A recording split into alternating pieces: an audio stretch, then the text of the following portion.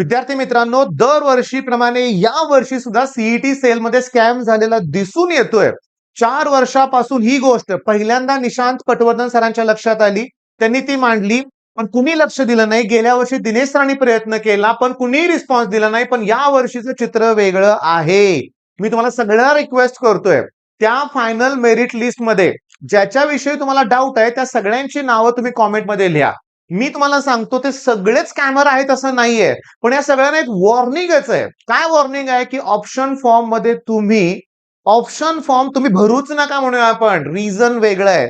मी तुम्हाला सांगतो, म्हणतात ना की लोकशाहीमध्ये जो चौथा स्तंभ आहे तो कुठला असतो तुम्हाला माहिती आहे. तो कुठला आहे तुम्हाला माहितीच आहे, लक्षात घ्या. मला बोलायचं आहे त्याच्याबद्दलच. इथं मी तुम्हाला सांगतो, हा जो व्हिडिओ अपलोड झाला राहुल कुलकर्णी ऑफिशियल या चॅनलवर, लक्षात घ्या. मी तुम्हाला सांगतो, या व्हिडिओला एवढा चांगला प्रतिसाद मिळाला. फेसबुक वरती जास्तीत जास्त तो शेअर करण्यात आला. माझ्या पालकांकडून तो मला पाठवण्यात आलाय. मी रिक्वेस्ट केली होती लोकांना की तुम्ही तुमच्या स्टेटसला ठेवा, सगळीकडे ठेवा, जेणेकरून ही न्यूज व्हायरल व्हायला पाहिजे होती. झालं तसंच. सरांनी पहिला व्हिडिओ अपलोड केला. ओके, तिथं जे सर होते, शितोळे सर, धाराशिवचे म्हणून आपण, त्यांनी देखील ते ऑडिओ व्हिडिओचे जे पुरावे दाखवले. ते गेल्या वर्षीच 11 महिन्यापूर्वी दिनेश सरांच्या चॅनलवर दिनेश सरांनी दाखवलेले व्हिडिओ होते. तेव्हा सीईटीचे वकील यांनी काही केलं नाही, म्हणले झाली ऍडमिशन प्रोसेस स्टार्ट झाली, आता काही करू शकत नाही.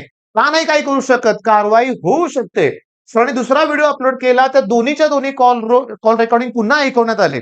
ओके, आणि ही न्यूज शेवटी शिक्षण मंत्र्यांपर्यंत पोहोचलेली आहे. यांचा जो हा व्हिडिओ आहे तो मी बघितला.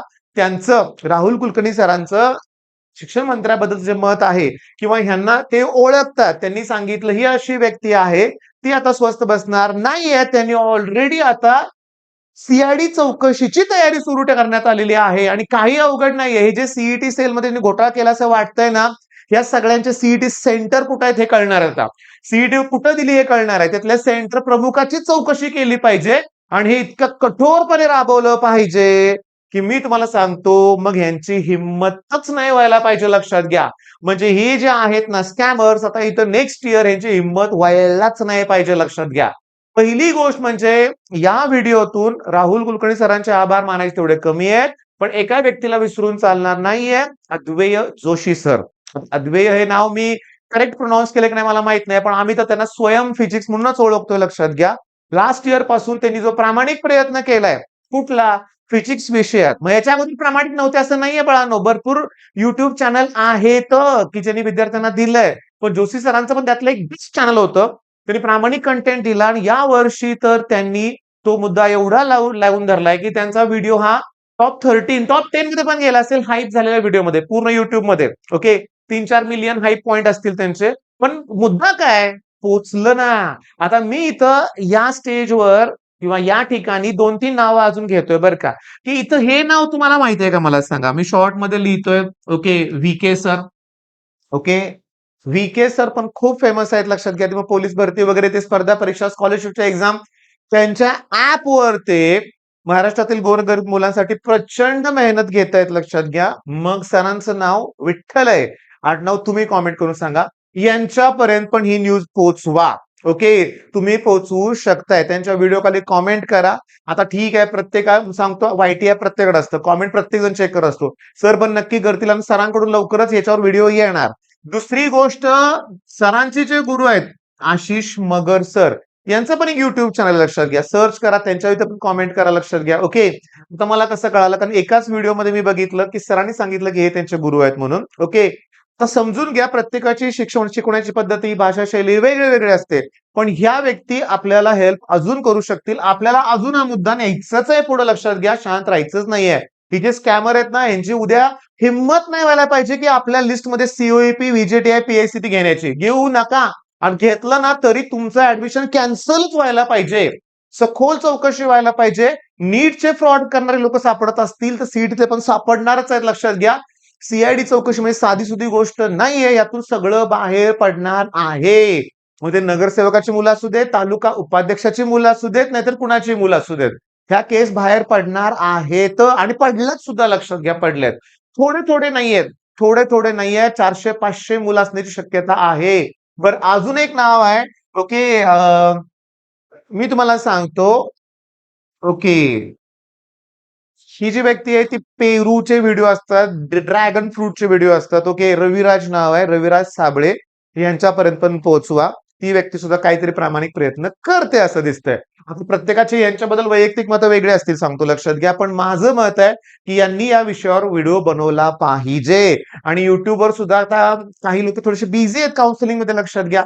पण लवकरात लवकर सगळ्यांचे व्हिडिओ येणार बाळांनो. तुम्ही कुणावरही डाऊट घेऊ नका. मग यांचा व्हिडिओ अजून का आला नाही, त्यांनी का बनवला नाही, या सरांनी अजून का बनवतीलच. सगळ्यांचा सपोर्ट, महाराष्ट्रातल्या सगळ्या युट्यूब जेव्हा शिकवणारे शिक्षक आहेत, विद्यार्थ्यांना सपोर्ट आहे. मग आता दिनेश सरांच्या नेतृत्वाखाली जोशी सर बी आता प्रयत्न करतायत, सगळेजण मिळून प्रयत्न करतायत. सगळ्यात इम्पॉर्टंट काय तर न्यूज पोचलेलीच आहे. आता आम्ही प्रतीक्षा करतोय की मुख्यमंत्र्यांकडून सुद्धा ऑफिशियली एखादं स्टेटमेंट यावं. लोकांच्यावर जरब बसली पाहिजे. गुन्हेगारी प्रवृत्ती ही जी घुसले इकडे शिक्षण क्षेत्रात, यांना एक जरब बसली पाहिजे. अरे वाईट काय वाटतंय, कुठली पण एक्झाम सगळे पेपर फुटतात, सगळेच मॅनेज व्हायला लागलेत. नाही ना चालणार, असं नाही चालणार. हे आपल्या भविष्यासाठी घातक आहे. हा, भविष्य हे अतिशय घातक आहे. हे बिलकुल योग्य ठरणार नाहीये. आणि सगळ्यात इम्पॉर्टंट मी तुम्हाला सांगतो, दिल्लीतल्या शिक्षण मंत्र्यांनी राजीनामा दिला. ओके. मग पंजाब मधल्या शिक्षण मंत्र्यांनी पण राजीनामा दिला पाहिजे, कर्नाटकातल्या शिक्षण मंत्र्यांनी पण राजीनामा दिला पाहिजे. तिथे सुद्धा तसेच प्रकार घडलेले आहेत. पण मला सांगताना महाराष्ट्राबद्दल अतिशय आनंद काय होतोय की चला, शिक्षण मंत्र्यांनी स्वतःहून पुढाकार घेतला इथं चौकशीसाठी. मग ही आपल्यासाठी एक जमेची चांगली गोष्ट आहे. पण आता इथून आपल्याला काय करायचंय की जी नवीन मुलं आहेत किंवा अशा मुलांचे पालक हा व्हिडिओ बघतायत की ज्यांची मुलं आता 11वी-12वीत आहेत आणि आता सीईटी देणार आहेत ना, आपण अलर्ट राहायचंय. असा कुठला फोन कॉल येऊ दे, असलं कोणाचं काउन्सिलिंग असू दे, ते जर तुम्हाला ऑफर देत असतील ना, इमिजिएटली कंप्लेंट करा. त्यांचे फोन कॉल रेकॉर्ड करा. ते हे पुरावे मांडले जात आहेत. मी काल राहुल कुलकर्णी सरांच्या व्हिडिओत बघितलं की हे जे फोन कॉल रेकॉर्डिंग असेल किंवा व्हिडिओ शूट केला असेल, हे पुरावे ग्राह्य धरले जात आहेत. मग आपण काहीही चुकीचं करायचं नाहीये. क्षणिक मोह वाटेल तुम्हाला सुद्धा, अरे 15 लाखात सीट मिळते, काय उपयोग आहे. मी सांगतो सीओईपीचा सिलेबस झेपणार नाही रे त्या मुलांना. मी तुम्हाला सांगतो नाही झेपत. आणि मी शैलेश चव्हाण सरांचा व्हिडिओ बघितला बरं का. ओके. इक्वेशन एक्स सरांचं एक वाक्य काय होतं चव्हाण सरांचं, आपल्या 15-16 लाख आहेत ना, तर टाक ना कुठला तरी बिझनेस. ते 15-16 लाखाचे 60 लाख करून दाखव, चौपट कर. इथं असं चुकीच्या ठिकाणी पैसे घालून काय उपयोग आहे. मी तुम्हाला क्लिअरली सांगतो. आता विषय थोडासा वेगळा आहे. गेल्या आठवड्यात माझं एक ऍडमिशन कॅन्सल झालं 11th स्टँडर्डचं. आणि इतका आनंद झाला मला की विचारूच नका. माझा एक जुना विद्यार्थी आहे, त्याचा नातेवाईक तो होता. तो क्लाससाठी त्याला घेऊन आला होता. मुलाला अभ्यासात मन लागत नव्हतं आणि त्याला ते जमत पण नव्हतं, झेपत नव्हतं. पण मुलगा अतिशय प्रामाणिक होता. हॉस्टेलला राहायला माझ्याकडे होता. ओके. 15 दिवस आमच्याकडे राहिला. तो प्रामाणिकपणे करत होता प्रयत्न. पण नाही, त्याला ते खूप जड जात होतं. आणि गेल्या आठवड्यात तो माझा स्टुडंट आला आणि सर म्हणला, आम्ही बघितलं सर, त्याला होत नाहीये, ते झेपत नाहीये. तो करतोय प्रयत्न, स्टुडंट प्रामाणिक आहे. मग आम्ही डिसिजन घेतलंय की त्याला आम्ही आयटीआयला ऍडमिशन घेतोय. तिथे एका बऱ्यापैकी चांगला ट्रेड, मग तो कुठलाही चांगला ट्रेड असू शकतो बरं का. ते प्लंबिंगचे ट्रेड असतात, इलेक्ट्रिशियनचे ट्रेड असतात, लक्षात घ्या. तर तिथं तो आवडीनं करेल. मी तुम्हाला सांगतो त्या क्षणाला मी सगळ्यात खुश होतो. योग्य निर्णय झाला, योग्य. काय होतं माहितीये का, ठीक आहे 12वी पास होईल, सीईटी ठीकठाक पर्सेंटाईल पाडेल, पुन्हा इंजिनिअरिंग, ही सगळ्या गोष्टी का ते एकाच रेसमध्ये मुलांना पळवायचंय. इथं चुकतंय. 15 लाख भरणारे लायकीचेच नाही आहेत, कशाला आणता इकडं. तुम्हाला ते जे पळतंय तिकडे जावा ना. मी एक व्हिडिओ बघितलाय बरं का, नवीन कुठला वेब सिरीजचा एक शॉर्ट बघितलं होतं मी, शिक्षण क्षेत्राशी रिलेटेड होते बरं का, की तो जो व्यक्ती आहे, मुलाचा वडील, स्कूल टीचरला रिक्वेस्ट करत असतो की सर मी याच्यासाठी काही करायला तयार आहे, याला प्लीज शिकवा. ओके. ह्याला पुढे जायचंय, ह्याला माझ्यासारखं नको आहे. त्याचं चायनीज रेस्टॉरंट असतं, लक्षात घ्या. आणि तो जो मुलगा असतो ना, लक्षात घ्या. ओके. आता शिक्षकाची एक मुलगी आहे, त्यांचा तो फ्रेंड वगैरे असतो, लक्षात घ्या. आणि ती मुलगी त्या वडिलांना दाखवते की हा किती भारी नूडल्स वगैरे बनवतोय. त्या नूडल्सचा एक घास खाल्ल्यावर तो शिक्षक म्हणतोय, बेस्ट, एवढे नूडल्स कुठे भारी खाल्ले नाहीत म्हणून आपण. आता थोडक्यात तुम्हाला मी स्टोरी सांगतोय बरं का. मग मुद्दा काय की ते शिक्षक त्या वडिलाला समजावून सांगतात की याचं स्किल आहे, तो तुमचा मुलगा तुम्हाला आदर्श मानतोय, तुमच्याकडून तो शिकतोय. आणि तरी वडिलांचं म्हणणं काय, नाही नाही नाही, त्यानं शिकलं पाहिजे, डॉक्टर इंजिनियर व्हायला. सगळी रेस ज्या लावलं नाही तर डॉक्टर इंजिनियर व्हायची, तिथंच चुकतंय. सगळ्यांना गव्हर्नमेंट कॉलेज पाहिजे का, सीएसची प्लेसमेंट. अरे त्या प्लेसमेंटच्या नादातच घोटाळा व्हायला लागलाय. मी तुम्हाला सांगतो, मगाशी मी यांचं नाव जे घेतलं, ओके, मी तुम्हाला सांगतो, मी लिहिलं होतं आता रविराज साबळे. त्यांनी प्रूव्ह करून दाखवलंय बरं का. मी त्यांचे व्हिडिओ बघितलेत बरं का, की प्रूव्ह करून दाखवलंय, की फळबाग शेतीमध्ये प्रचंड उत्पन्न घेता येतंय. ओके. जो आमच्या इथं शेतकरी नुसता ऊस लावतोय. मी गेली आता मी माझं वयानुसार सांगतोय, गेली 45-50 वर्ष झालं मी बघतोय, की ऊस लावून कोणाची प्रगती झालीच नाहीये. रियालिटी सगळे सोसायटी कर्ज यात अडकलेत. मग या व्यक्तीने काहीतरी वेगळं करून दाखवलं. आता त्यांच्यावर आरोप वगैरे होतात, इकडे-तिकडे होतात, लक्षात घ्या.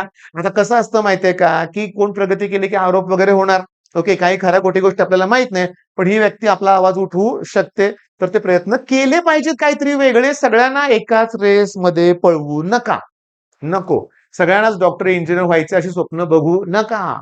ओके. काय आवडतंय आपल्या मुलाला, त्या स्किल आहे का त्याचं? मग त्याला सपोर्ट करूया आपण. शैलेश चव्हाण सरांनी सांगितल्याप्रमाणे ते 15 लाख रुपये इकडे टाकण्यापेक्षा कुठल्यातरी बिझनेसमध्ये गुंतवा. ओके. मी तर तुम्हाला सांगतो, आता तुम्हाला हिशोब करून दाखवतो. आता बघा मी काय म्हणतोय, पटतंय का बघा. आणि काय ते 15 लाख रुपयाचं डोनेशन भरायचं. ओके. 5 वर्षात फीजला 6 लाख रुपये घालवायचे. ओके. राहण्या-खाण्या खर्च हे थोडंसं कमी करणार. वर्षाला 2 लाख रुपये तर असेच उडवतील मुलं. म्हणजे 10 लाख पकडा खर्च. ठीक आहे 10 लाख पकडा. मग हे 5 लाख पकडूया आपण. मग 10, 10, 20, 30 लाख रुपये खर्च करण्यापेक्षा एस-डब्ल्यू-पी लावून द्या तुमच्या पोराला. Systematic withdrawal plan. आयुष करेल वर्षभर आणि ती ग्रोथ पण होईल, सगळंच होईल आणि गोरगरीब मुलांच्यावर अन्याय होणार नाहीये. आता हे मी बोलतोय असंच बोलतोय लक्षात घ्या. पण आता मी फायनल वॉर्निंग देतो ह्या लोकांना. उद्या 28 तारखेपासून ऑप्शन फॉर्म भरायला सुरुवात होते. तुम्ही सीओईपी, व्हीजेटीआय, पीआयसीटीआय कॉलेज टाकू नका. तुम्ही ऑप्शन फॉर्मच भरू नका लक्षात घ्या. आणि भरला तरी चौकशीला सामोरे जायची तयारी ठेवा. All the best.